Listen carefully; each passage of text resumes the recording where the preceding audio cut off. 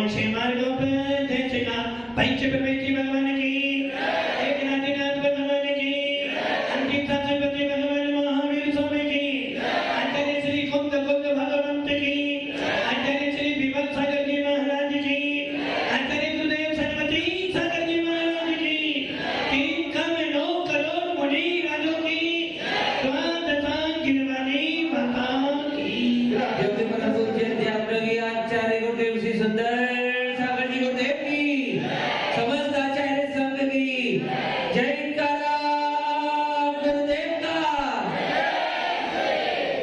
भव्य आत्मा जैन शासन के अंतिम तीर्थंकर भगवान महावीर स्वामी जिन्होंने कुंडलपुर में जन्म लिया, जिनके अवतरण होने के 15 माह पूर्व ही जिनके अवतरण होने से 15 माह पूर्व ही कुबेर इंद्र ने रत्नों की वृष्टि की थी। जिनके जन्माभिषेक होने पर जिनके पांडुशिला पर अभिषेक जब हुआ था तो सोमधर्म इंद्र ने भी अपने 1000 नेत्र बना लिए थे। ऐसे भगवान महावीर जिनकी छत्र छाया में चंदन जैसी सती को भी किनारा मिल गया था, ऐसे भगवान महावीर जिन्होंने कुंडलपुर में तो जन्म लिया किंतु पावापुर से मोक्ष पधारे, ऐसे भगवान महावीर पूरे विश्व के एक ऐसे तीर्थंकर हैं कि जिनके सिद्धांतों को अपनाकर पूरा विश्व शांति का अनुभव कर सकता है। भगवान महावीर ने 4 मूल सिद्धांत बताए। सबसे पहला अनेकांतवाद। जिसने अनेकांत को अपनाया है वो कभी मिथ्यात्व में नहीं जा सकता। भगवान महावीर का अनेकांतवाद कहता है कि हम वस्तु को एक रूप नहीं मानते। अनेकांत कहता है एक ही वस्तु में अनेक धर्म पाए जाते हैं। दूसरा सिद्धांत स्यादवाद।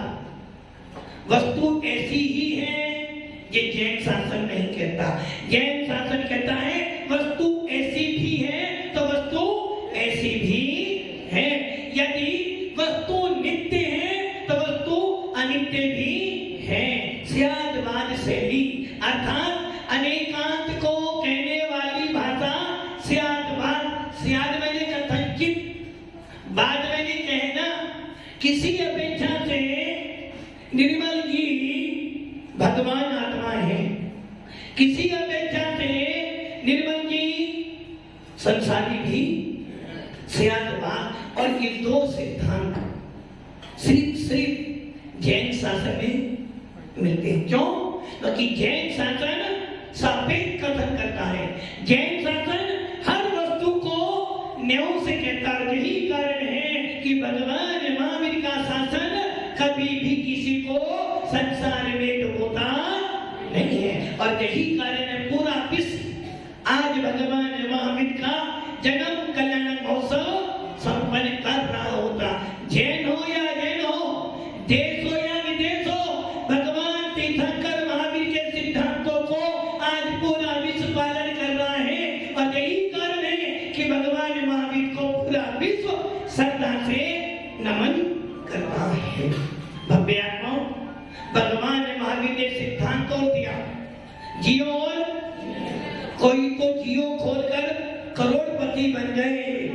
और भगवान महावीर कहते हैं यदि जियो और जीने को का सिद्धांत पाकर भी करोड़पति बना, देखो मैं तो 3 लोग का अधिपति बन गया हूँ। जियो और जीने दो का नारा किस लिए है?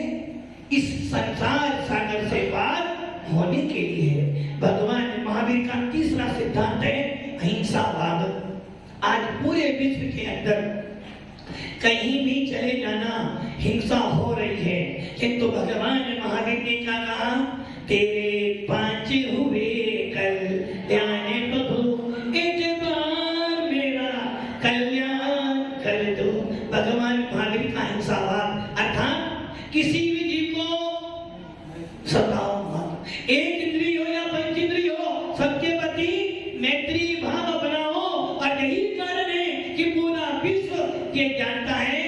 जैन समाज कभी किसी से बैर नहीं बांधता। जैन समाज कभी किसी से बैर बांधता नहीं है। यदि कोई उसे छेड़ दे तो फिर उसे छोड़ते भी नहीं। भगवान महावीर का अहिंसावाद कहता है अपने पे दया कर, सब पे दया कर। एक इंद्रिय हो, दो इंद्रिय हो, पंच इंद्रिय हो, देव हो, नरकी हो, पशु हो, कोई भी हो जिसमें आत्मा है, सबकी रक्षा कर और अपनी भी रक्षा कर। ये है हमारा अहिंसावाद। और नंबर 4 पर आता है आप परिग्रह। सबसे ज्यादा जरूरत इसकी आगे है। जितनी जरूरत हो उतना जमा करो, जिसकी जरूरत नहीं हो उसको दान करो। कोरोना आया, जैन समाज ने दान दिया। जिस समय लोग भूखे मर रहे थे, जैन समाज ने धन भी दिया, अन्न भी दिया और अपनी सेवाएं भी दी। जब जब भी सरकार बनती है, सबसे ज्यादा टैक्स जैन समाज देती है। और जब जब भी कभी जैन समाज के साधु आते हैं, जैन समाज के रथ महोत्सव होते हैं, तो प्रशासन भी कहता भैया जैनों का कार्यक्रम है, यहाँ तो भगवान महावीर को पूजा जाता है, इसलिए यहाँ पे कोई विवाद होने वाला नहीं है। ऐसे भगवान महावीर का आज जन्म कल्याणक महोत्सव। सौधर्म इंद्र उन बालक प्रभु को एरावत हाथी पर बिठाकर सुमेरु पर्वत पर ले जाता है, जो पर्वत 1,40,000 योजन ऊंचा है। और उस पर्वत पर 4 वन हैं। सबसे पहला भद्रशाल वन, दूसरा नंदन वन, तीसरा सोमनस और चौथा है पांडुक वन। उस पांडुक वन पर 4 शिलाएं होती हैं और उन शिला पर एक शिला 4 शिलाएं होती हैं, जिस पर भरत क्षेत्र, एरावत क्षेत्र, पूर्व विनय और पश्चिम विनय के तीर्थंकरों का अभिषेक होता है। और प्रत्येक शिला पर 3-3 भद्रासन होते हैं, जिस पर बीचों बीच में तीर्थंकर बालक होते हैं। आजू बाजू में सौधर्म और ईशान इंद्र के आसन होते हैं। 3 लोग के नाथ को सौधर्म इंद्र एरावत हाथी पर बिठाकर ले जाता है और 1,40,000 योजन ऊंचा उस पांडु शिला पर विराजमान करता है। किसको? जो बालक अभी 1 घंटे का भी ऐसे बालक को विराजमान करते हैं और क्या करते हैं? 1008 कलशों से भगवान का अभिषेक करते हैं। और वो कलश कितना बड़ा होता है? एक कलश का प्रमाण शास्त्रों में आता है, जिसकी गहराई 8 योजन। कितनी? 12 जो के 12 थे 96 किलोमीटर गहरा। कितना? 96 किलोमीटर गहरा और 48 किलोमीटर चौड़ा, और इसका मुख 1 योजन 12 किलोमीटर का है। अब आप सोच लो, आपके हाथ में लुटियां, छोटी सी लुटियां 1 योजन की तो होगी नहीं। अब आप सोच लो 96 किलोमीटर गहरा, 48 किलोमीटर चौड़ा और 12 किलोमीटर का जिसका मुख है, ऐसे 1008 कलशों से उस तीर्थंकर बालक का, जिसने तीर्थंकर प्रकृति का वध किया था, ऐसे उस महान आत्मा का पांडु शिला पर अभिषेक किया जाता है। और उस अभिषेक को कर सारे इंद्र आनंदित होते हैं और सोचते कि हे भगवंत, धन्य हो गया मैं आज। हे भगवंत, धन्य हो गया मैं आज, जो मैंने आपका पांडु शिला पर अभिषेक किया। उस अभिषेक को देखने के लिए चारण तीर्थधारी मुनिराज भी पहुंच जाते हैं।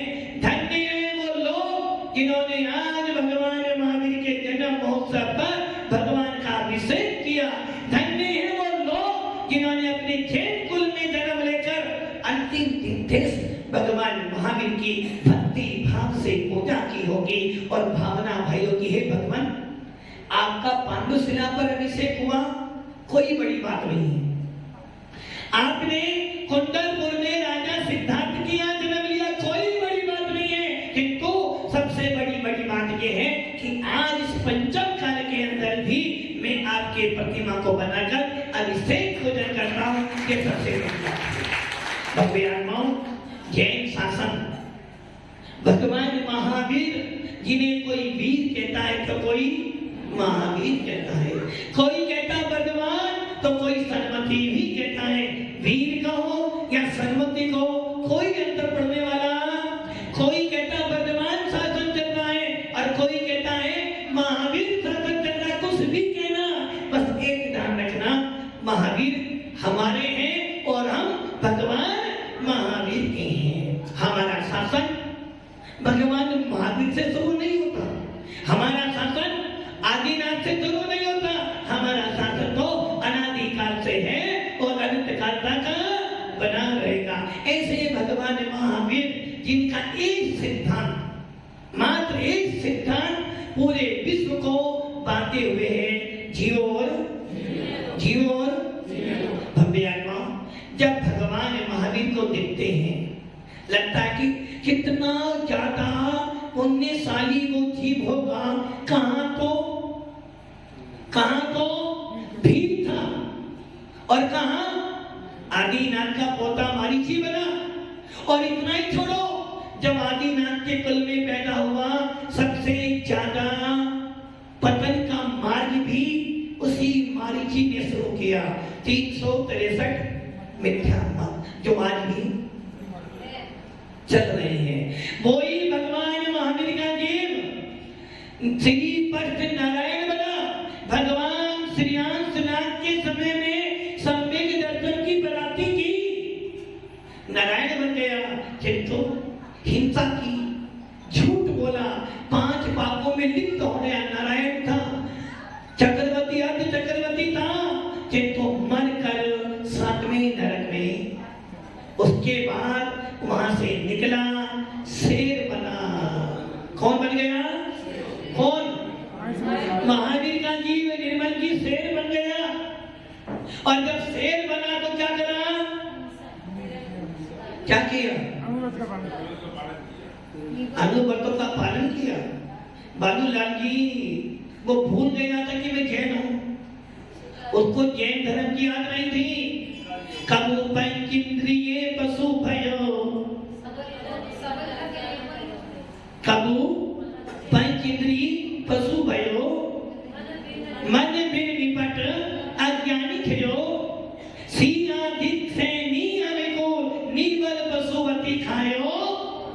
संगी बना, मन सहित बना, क्रूर त्रियंज में पैदा हुआ, जो कि 7वें नरक में गया था। और 7वें नरक का निकला हुआ जीव क्रूर त्रियंज बनता है। त्रियंज बना, शेर बना, और क्या करता? जो सामने आता पंजा मारता। और कौन? महावीर की महावीर शेर महावीर का जीव तो महावीर नहीं था। जो महावीर का जीव मारीची पर्याय में आदिनाथ के साथ मुनि बना, जो महावीर का जीव आदिनाथ के साथ में मुनि बनकर नमोकार मंत्र जपता था। आदिनाथ तीर्थंकर जब मुनि बने तो उनके साथ साथ में ध्यान किया। उसी मारीची के जीव ने जब शेर की पर्याय में जन्म लिया, जिस महावीर स्वामी के प्रताप से पूरे विश्व में अहिंसा धर्म का नारा लगा, जिस महावीर ने पूरे विश्व की हिंसा को नष्ट किया, वही महावीर का जीव क्या कर रहा है? पशुओं को मार मार कर। और आप क्या कह रहे हो? वीर महावीर वीर प्रभु महावीर प्रभु। क्या बोल रहे हैं हम? तो यहाँ पूजा कर रहे हैं और उस महावीर के जीव ने उस शेर की पर्याय में जीवों को मारा। और अब बताओ, ऐसे व्यक्ति को आप पूज रहे? तो इसका अर्थ क्या हुआ? हमारा जैन शासन कर्म प्रधान नहीं है, पुरुषार्थ प्रधान है। हो सकता है उस महावीर के जीव ने बहुत गलतियां की, किंतु जैन शासन तो उसे मिलता है जो अपने सारे भवों को सुधार लेता है। भगवान महावीर की शरण में जाने के बाद वो राजा सैनिक जिन शासन को छोड़कर बौद्ध धर्म अपनाया, जिस राजा सैनिक ने मुनि राज्य पर उत्सर्ग किया, किंतु भगवान महावीर के समर्थन में जाकर तीर्थंकर प्रकृति का वध, हमारा जैन शासन हर किसी का भला करता है। इसलिए जैन शासन में भगवान महावीर का वो जीव शेर की पर्याय में हिंसा कर रहा था,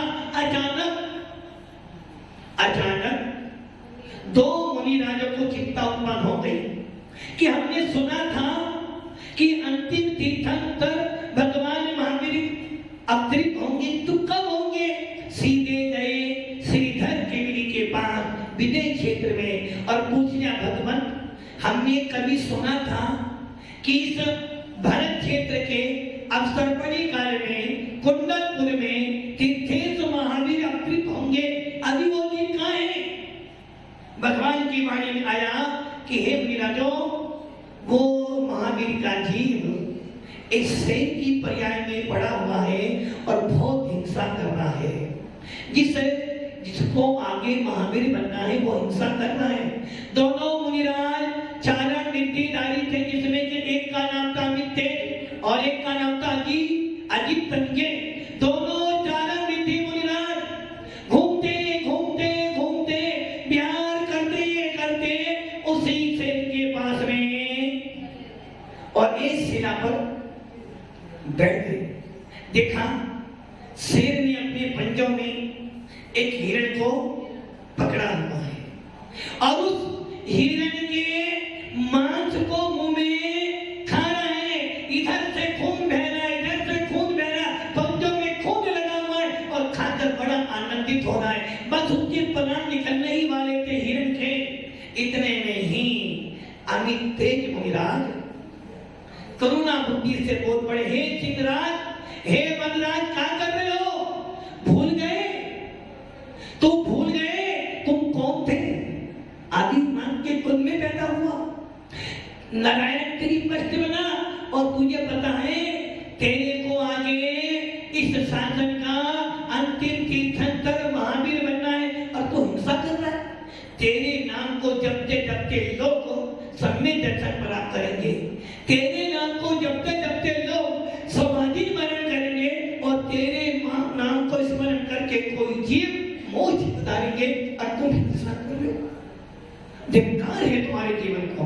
मुनि राज का उपदेश सुना, आंखों में से हिरण को छोड़ दिया, एक जीव को प्राण मिल गए, हिरण भाग गया, किंतु वो शेर की पर्याय का जीव चुपचाप ऐसा हो गया मान लो उसकी आत्मा में प्राण ही नहीं थे। शरीर तो है किंतु प्राण, और वो शेर बैठा हुआ है। मुनि राज का उपदेश सुनते सुनते आंखों से आंसू झड़ रहे थे, उसको अपने पूर्व भक्त का स्मरण आ गया और तुरंत मुनि राज के चरणों में सम्यक दर्शन की प्राप्ति और नियम ले लिया, 12 व्रत ले लिए। अब वो शेर जो मांस खाता था, सूखे पत्ते खा रहा है, जो शेर खून पीता था, अब वो गरम गरम समुद्र सागर का पानी पीता था।